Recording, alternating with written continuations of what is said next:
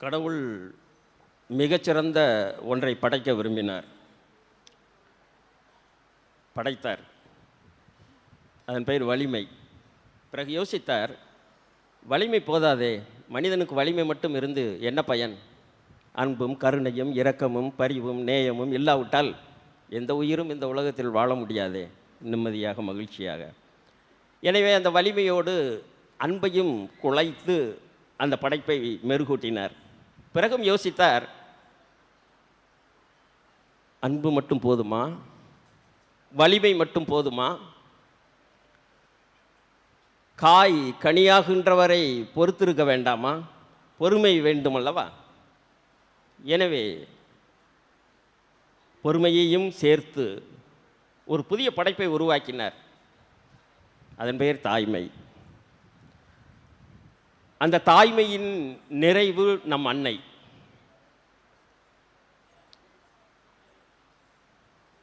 கொஞ்சம் கற்பனை செய்து பாருங்கள், தன்னுடைய குழந்தையை காப்பாற்றுவதற்கு முடியாமல் தப்பித்து ஓடுகிற பொழுது ஏரோதினுடைய எதேச்சதிகாரத்திலிருந்து விடுபட்டு எப்படியாவது இந்த குழந்தையை காப்பாற்றிவிட வேண்டும் என்கிற தவிப்போடு ஓடுகிறார். குகைகளிலே ஒளிந்திருக்கிறார். அங்கே காலடி சத்தம் கேட்கிறது. காப்பாற்றுபவர்கள் வரவில்லை, போர் வீரர்கள் வருகிறார்கள். ஆயுதங்கள் கொலை கருவிகளுடைய சத்தங்கள் காதிலே வந்து விழுகின்றன. அத்தனைக்கு மத்தியிலே எப்படியாவது இந்த குழந்தையை காப்பாற்ற வேண்டும், மனு குலத்தை காப்பாற்றுகிற கடமை எனக்கும் இருக்கிறது அல்லவா என்று அந்த அன்னை ஏங்கி தவிக்கிறார். என்ன ஆகும் என்று தெரியவில்லை. எல்லா குகைகளிலும் சென்று தேடுங்கள், அந்த குழந்தை அகப்பட்டால், தந்தை தாய் அகப்பட்டால் அடித்து கொள்ளுங்கள் என்ற உத்தரவோடு ஆணவ திமிரோடு அலைந்து திரிகின்ற அந்த கூட்டத்திடமிருந்து இந்த சின்னஞ்சிறிய குழந்தையை எப்படி காப்பாற்றப் போகிறேன்? காப்பாற்றிவிட்டார். அந்த அந்த தவிப்பு, அந்த கலக்கம், அந்த அச்சம் உங்களுக்கு கேட்க வேண்டும். அந்த நேரத்தில் எப்பேற்பட்ட ஒரு நிலையிலே சிக்கி தவித்திருப்பார் என்பதை உங்களால் என்னால் உணர முடியாது. ஒரு புலம்பெயர்ந்த ஒரு மனிதனால் உணர முடியும். அன்னையினுடைய அந்த தவிப்பை, அந்த தடுமாற்றத்தை, கவலையை, ஏக்கத்தை, வாழ்க்கையை இழந்து தவிக்கின்ற, எந்த நேரத்தில் என்ன நடக்குமோ என்கின்ற நிலையை, அந்த தாயின் உள்ளத்தை, அந்த தாயின்மையின் கருணையை ஒரு புலம்பெயர்ந்து நிற்கிற ஒருவர் கட்டாயமாக உணர்ந்து கொள்ள முடியும். அப்படித்தான் நான் நினைக்கிறேன். அதனால் தான் இன்றைய நற்செய்தியிலே ஹூ இஸ் யுவர் நேபர், இன்றைக்கு இந்த இடத்துல இயேசுநாதர் வந்து நீங்கள் அவரிடம் ஹூ இஸ் மை நேபர் என்று நீங்கள் கேளுங்கள். அவர் சொல்லுவார், the migrant is your neighbour. I myself is an migrant. நானே புலம்பெயர்ந்தவன் தானே. அயலகம் என்று முத்திரை குத்துகிறீர்களே, அதற்குள் தான் இருக்கிறது மனித குலத்திற்கான விடியல். இந்த ஜூபிலி புலம்பெயர் தொழிலாளர்களுக்கானது. அதனுடைய தொடக்க உரையில் நம்முடைய ஆயர் சகாயராஜ் அவர்கள் குறிப்பிட்டார், நான் புலம்பெயர்ந்த ஆயர், நான் மண்ணின் மைந்தன் என்றெல்லாம் சொல்லிக்கொள்ள விரும்பவில்லை. அந்த பெருமை எனக்கு தேவையில்லை. இவ்வளவு பெருமைகள் நாம் கம்பீரமாக சொல்லிக் கொண்டிருக்கிறோம். ஜாதியின் பெயரால், மதத்தின் பெயரால், குலத்தின் பெயரால், கோத்திரத்தின் பெயரால், குடும்பத்தின் பெயரால், எல்லாம் ஆணவங்களோடும் அட்டூழியங்களோடும் ஆணவ படுகொலைகளோடும் போய் நிற்கிற அத்தனை கழிவுகளோடும் நாம் எப்படி புலம்பெயர்ந்த தொழிலாளரையும் தூக்கி சுமக்க முடியும்? எனவேதான் அவர் குறிப்பிட்ட பொழுது நான் எண்ணி பார்க்கிறேன், தன்னுடைய இளமை காலத்து கனவுகளை தொலைத்து விடாமல் இன்றைக்கு அவர் தஞ்சை தரணி எங்கும் சென்று இப்படியெல்லாம் செயல்படுகிற ஒருவராக இருக்கிறது நினைத்து நான் மகிழ்ச்சி அடைகின்றேன். ஒரு அன்னப்பறவையை, ஒரு வாத்தை நீங்கள் நீந்துகிற பொழுது அழகை கவனிக்கிறீர்கள். அது அழகாக நீந்துகிறது, உண்மையில் அது அமைதியாக இருக்கிறது போல தோன்றுகிறது. கொஞ்சம் தண்ணிக்குள் போய் பாருங்கள், அதனுடைய கால்கள் இடைவிடாமல் இயங்கிக் கொண்டிருக்கும். இடைவிடாத அந்த இயக்கத்தின் காரணமாகத்தான் அது முன்னேறி செல்லுகிறது.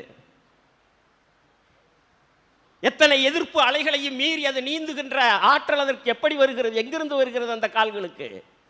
அந்த கால்களின் இடையறாத இயக்கத்தோடு நம்முடைய தஞ்சை ஆயர் அவர்களும் இந்த தஞ்சை தரணியை மீண்டும் ஒரு புத்துருவாக்க படைப்பாக மாற்ற தவிக்கிறார். அவரோடு சேர்ந்து இணைந்து பயணிக்கின்ற அனைவரும் உண்மையிலேயே நம்முடைய நெஞ்சத்திற்கு நெருக்கமானவர்களாக இருக்கிறார்கள். நேற்று பேசிக்கொண்டிருந்த பொழுது தந்தை ஜெபமாலை ராதாவிடம் பேசிக்கொண்டிருந்த பொழுது புலம்பெயர்ந்த எனக்கு அதிகாரம் கிடைத்தது, புலம்பெயர்ந்த தொழிலாளர்களுக்காக என் மையங்களை நான் உருவாக்கினேன், மீனவர்களுக்கான மையங்களை உருவாக்கினேன், இருளர்களுக்கான மையங்களை உருவாக்கினேன், அதிகாரத்தை பயன்படுத்தி அத்தனையும் உருவாக்கியது என்னுடைய காலத்தில் நான் நினைத்து பெருமைப்படுகிறேன் என்று குறிப்பிட்டார். நான் சொன்னேன், இப்பொழுதுதான் உண்மையிலேயே பல்மேரா விரிவடைந்திருக்கிறது என்று குறிப்பிட்டேன். ஆம் நண்பர்களே, ஒரு இடத்திலே முடங்குவதல்ல.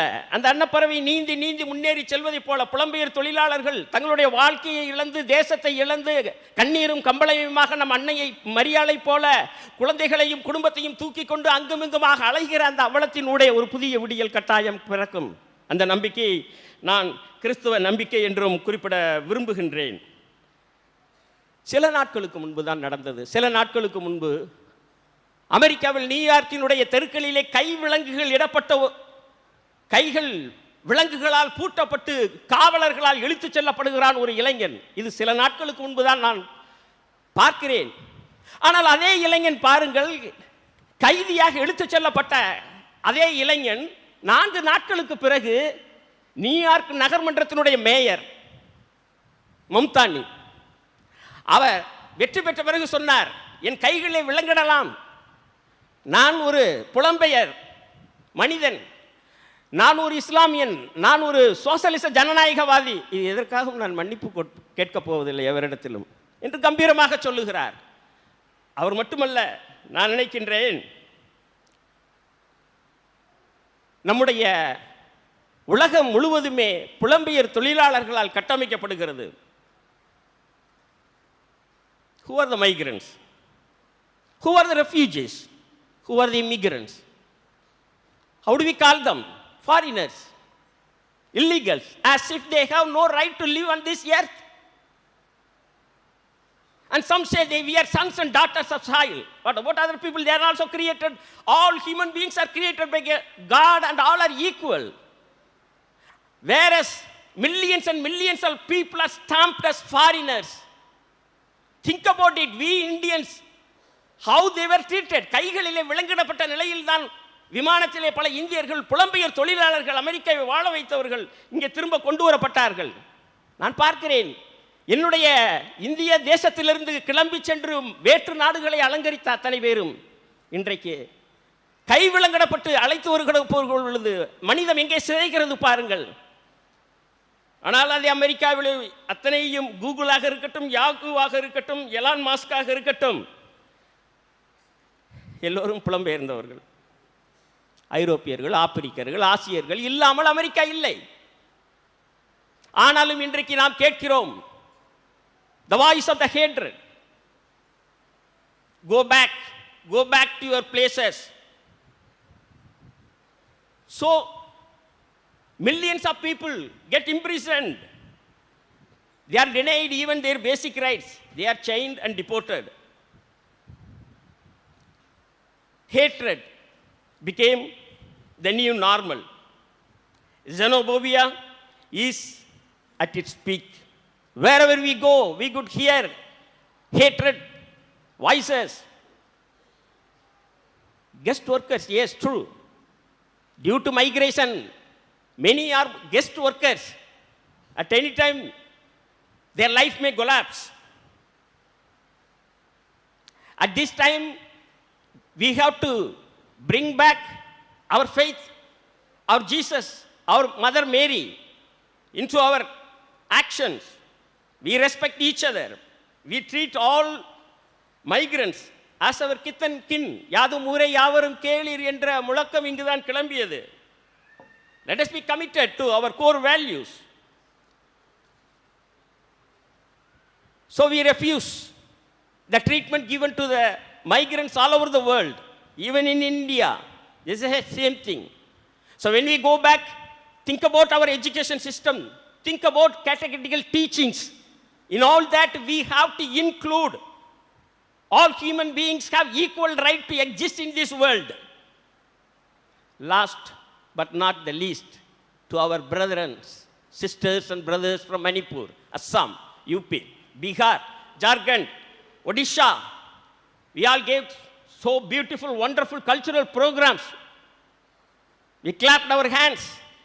think about it. Have we come here just to give a few cultural programs? No. Give cultural awareness programs. We need it. And moreover, this issue of migrants is not at all a religious issue. It is basically a political issue. Why have we suddenly become migrants all of a sudden? So it's a political issue. It needs a political solution.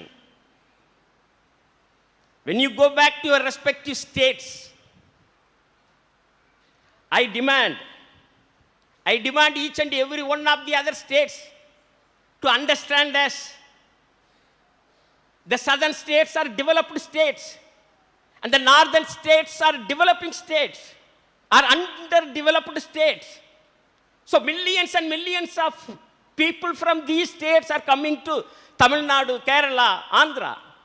Our friends here know how much, because of the millions of migrants coming in the massive level, in a large level, they are coming here, and we are all in a way affected.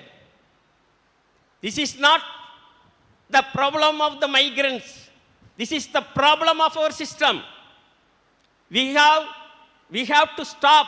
You have to demand your leaders to stop this migration. Instead, you have to demand, generate job opportunities in your own state. You have every right for your job in your state. You have the basic right to live.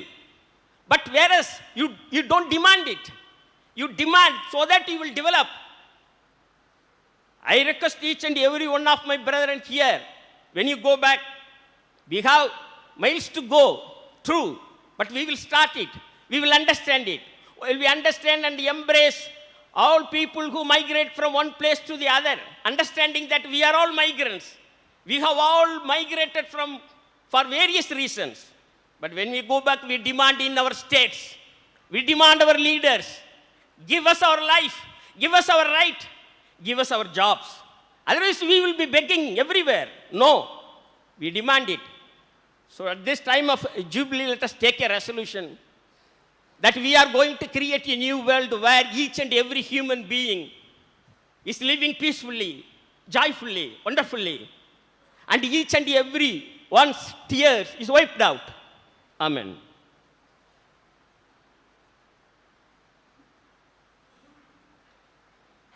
Let's all stand up for the prayer of the faithful. அனைவரும் எழுந்து நிற்போம். நம்முடைய தேவைகளுக்காக நம் விண்ணக தந்தையிடம் நம்பிக்கையுடன் மன்றாடுவோம்.